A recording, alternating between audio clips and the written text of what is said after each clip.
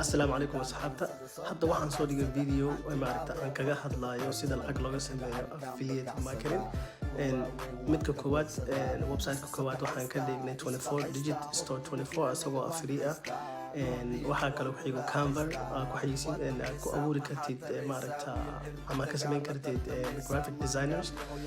oo free ah account free ah ka furan kartid waxaa kale sameyn kartaa Pinterest asana account free ah ku xayisiin kartid waxaa kale aan ku soo daray maaragta website kale oo loo yaqaano advertise247.com oo asana free ah maaragta intaas maaragta website yaal ah dadku doomartid ama isla isticmaashid hal mar maaragta qasab maaragta sale waa sameynaysaa mid kale waxaan soo raaciyay hal kale oo maaragta muhiim ah waan ku sii dheeraaday marka insha Allah YouTube-kayga aad si fiican right now